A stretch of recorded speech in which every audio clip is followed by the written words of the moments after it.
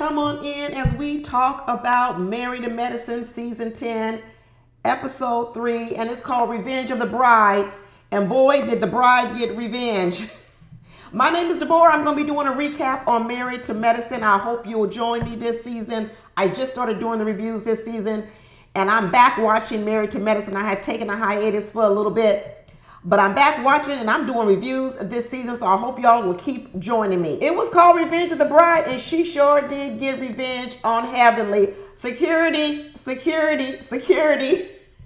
This was like a Real Housewives of Atlanta moment. Didn't this happen in Nene Leakes earlier in the when the series or the show actually first started? Didn't Nene Leakes get uninvited to somebody's party? I forget who it was, but it went down in infamy. And let me tell you, this one might go down in infamy too, because I think Sweet T's gonna be a star, y'all.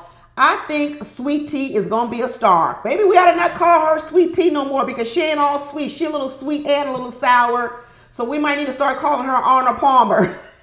Forget Sweet Tea, because she ain't all sweet tea. We're going to need to start calling her Arnold Palmer with a little bit of sweet tea and a little bit of that bitter lemonade. I don't even know if we should call this a wedding. It was starting to look more like a father-daughter dance.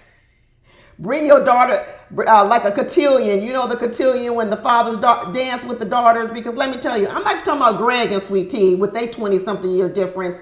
I'm talking about all of Greg's groomsmen when they needed to be side by all of Sweet Tea's maid of honors and bridesmaids. I was like, is this a cotillion or is this a wedding? They started off going over to Phaedra's house, and of course Heavenly had some shade talking about Phaedra's house, talking about what kind of decor is this?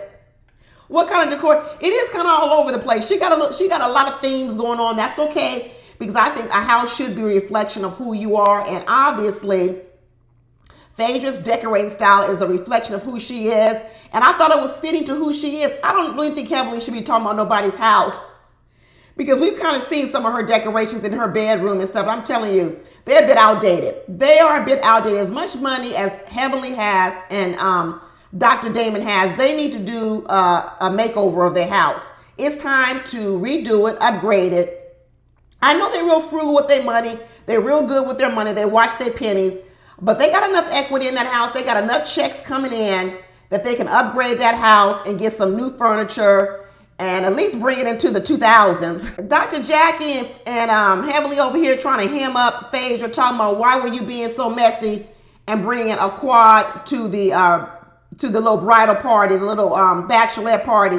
They ought to be happy for Quad. Let me tell you something, because if it wasn't for Quad and if it wasn't for Sweet Tea, what will we be talking about this season? What? Who else got a storyline? What will we be talking about? They better be glad that both Quad, Dr. G, and Sweet Tea are here this season, because if it wasn't for them, I don't even know what we'd be talking about. Because right now, you see Dr. Jackie don't want to say nothing about her husband over there in the DR. DR, the Dominican Republic again, Curtis.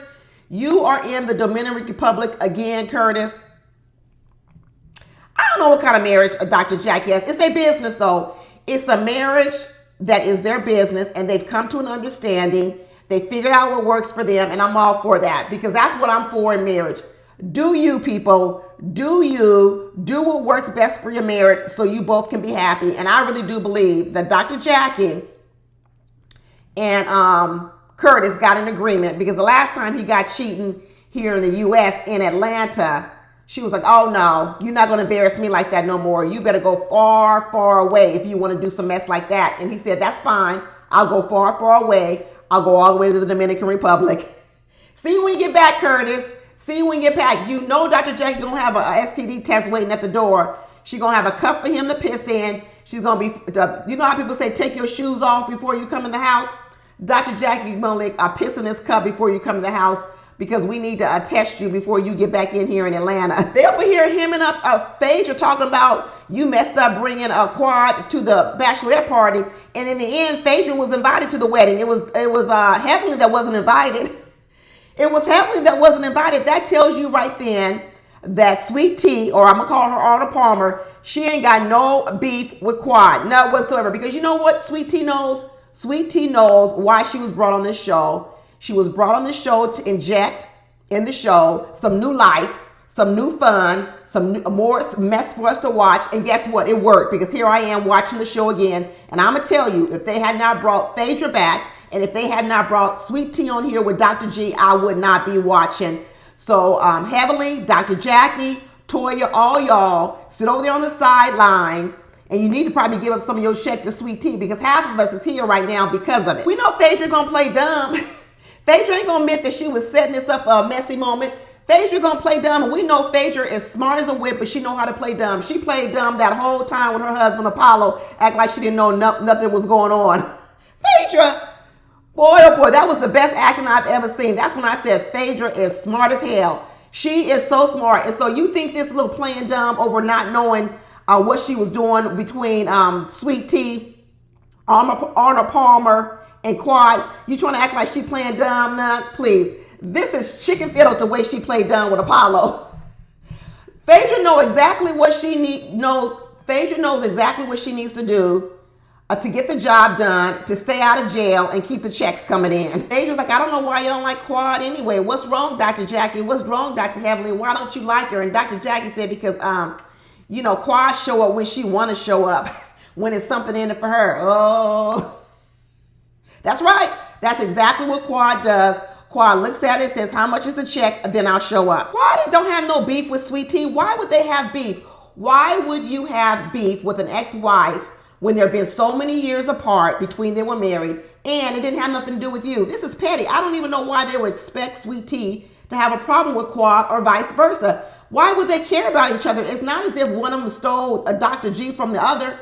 I don't see why they would be mad at each other. They trying to make a beef between Sweet Tea and Quad when there really doesn't need to be one. And that's because none of these other people got no storyline, and they want the storyline to be between Quad and Sweet Tea, and that's not going to happen. Sweet Tea, Arnold Palmer sent a real big message when she said, nope, I'm inviting Phaedra, but who I'm not inviting is a Heavenly.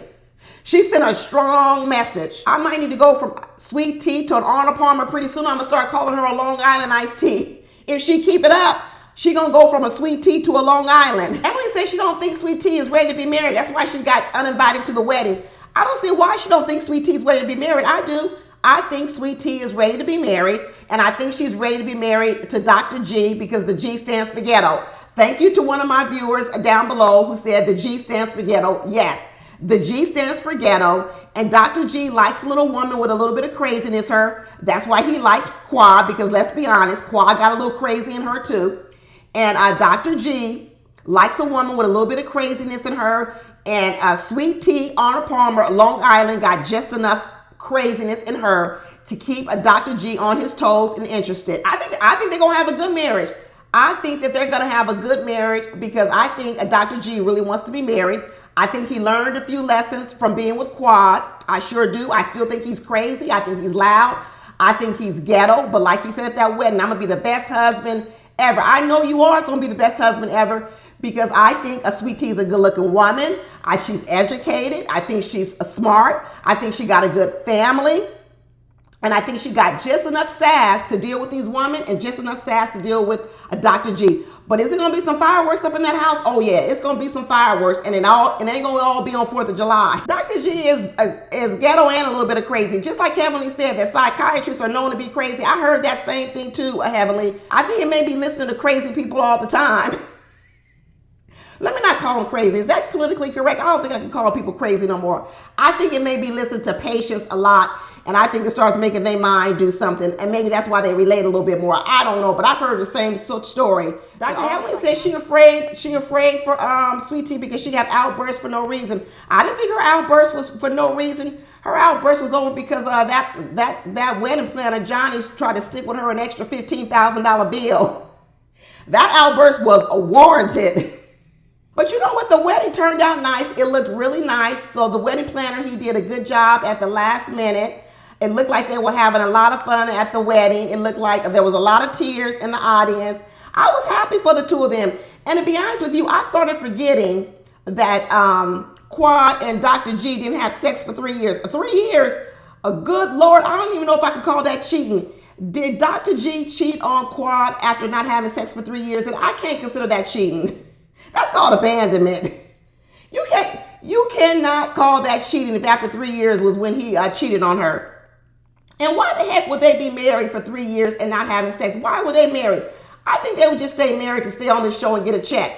I think Quad and Dr. G both wanted a check from this show. And maybe the reason why they stayed together for 3 years when they really weren't together was to stay on the show and get a check, because they were afraid that if they weren't married, they would get kicked off the show. And then finally it became too unbearable. And Quad said, I got to go. I got to get the heck up out of here.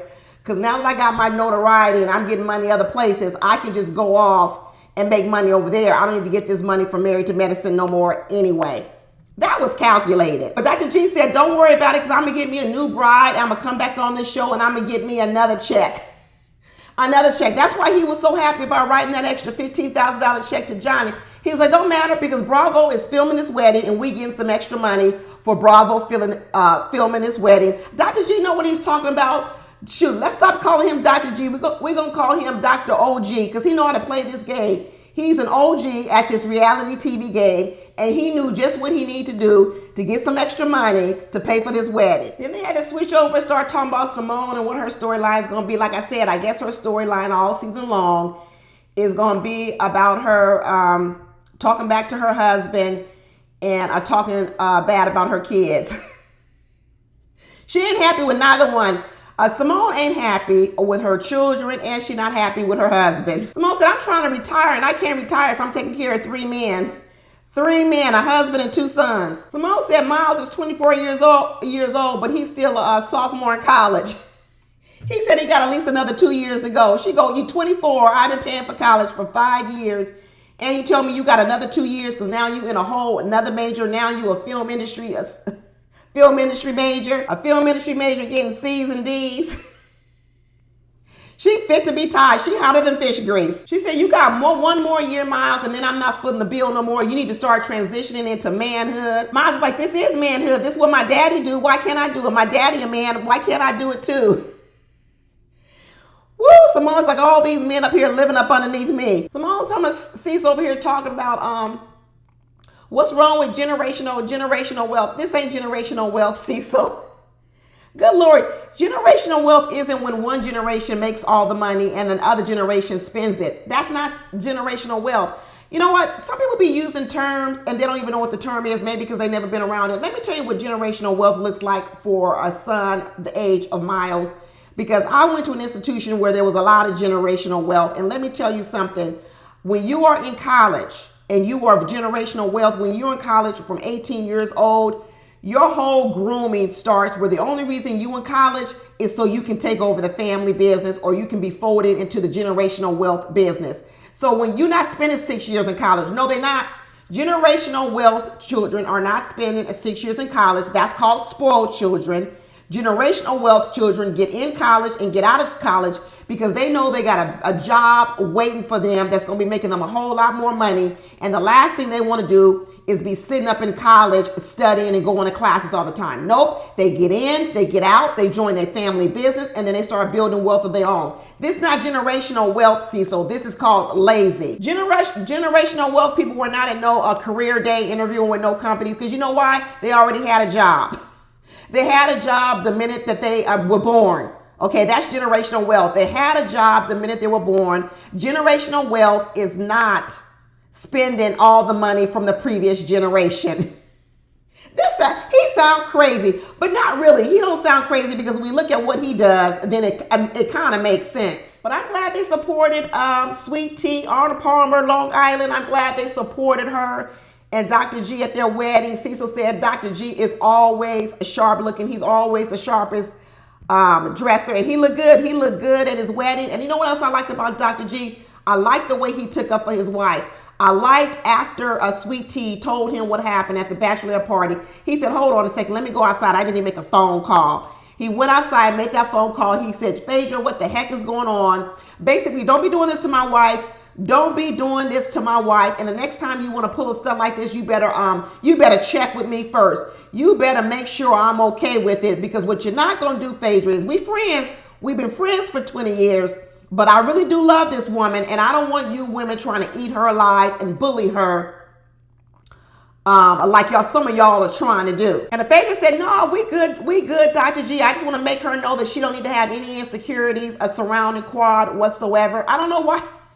Why would she have any insecurities? Dr. G and Phaedra, Dr. G and Quad didn't have sex for 3 years and they fought like cats and dogs. Why would you be insecure about her? And Quad didn't want to give him no baby. Quad didn't want to give a baby. There ain't no reason for Sweet Tea to be insecure about Quad. And they ain't taking nothing away from Quad. I'm just saying Quad didn't have anything that Dr. G wanted, so there ain't no reason for Sweet Tea to be jealous of her. Not one bit. Dr. Jackie was at the wedding. She said she missed her husband, but he's in the DR working on a project. Okay, Dr. Jackie. Okay, it's another woman who's smart as hell, but then want to play dumb over here. Whenever you see a real smart woman, but she playing dumb over here, she ain't playing dumb. Hillary Clinton, Bill Clinton, she not playing dumb. She know exactly what's going on and she's just okay with it. But she don't have the guts to admit it out here in the street. She don't have the guts to tell y'all, listen, we got to understand it. We cool with it. We know how this thing works and we going to roll with it. And just because y'all got a problem with it, that's your problem. But Jackie know what's going on with the project in the DR. Did y'all see Contessa at the wedding? Contessa was at the wedding with her husband as well. They look happy. Simone said she tried to invite Contessa to the bachelorette party, and Contessa said, I don't want no part of this. I don't want no part of it. If you don't want me, I don't want you. They were like, no, Contessa, you can't come back. I don't think Contessa wanted to come back anyway because I think it was doing a job on their marriage. Sometimes reality TV be killing your marriage. So it probably was the best thing for Dr. Contessa to take some time off and go raise her girls and raise her family and get away from all this. Phaedra was sitting there reminiscing about her wedding. Everybody was reminiscing about their weddings. Toya was talking about her wedding when she had the red room and the green room and the blue room like she was at the White House. And then Phaedra was reminiscing about her wedding to Apollo and saying, shoot, some things ain't meant to last. Sometimes you ain't meant to be with each other. I don't know if Phaedra ever get married again. I don't know. I think she came too close to going to jail. I think Phaedra got scared straight. I don't know if Phaedra ever will get remarried again because I'm telling you, I know she was scared when Apollo went to jail. I know she didn't sleep too well at night wondering if the FBI was going to be knocking on her door saying, come with me. But I was cracking up when Heavenly and Dr. Kimes got stopped at the door and said, you not on the guest list.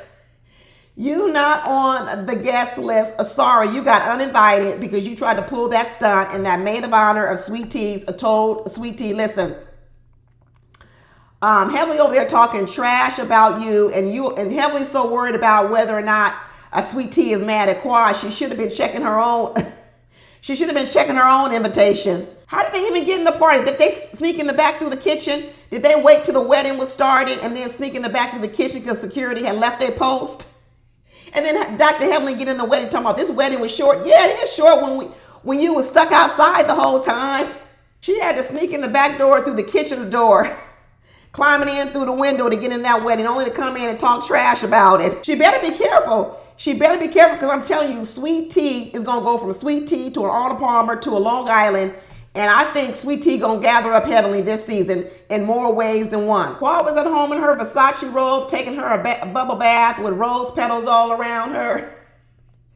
She was like, I already got my check. I don't need to come to the wedding. What time is my next call time so I can come get my check? A Quad is unbothered. But that's it, y'all. I hope you enjoyed the episode. I hope you enjoyed my review, and I hope I'll see you guys next week. Talk to you later. Bye.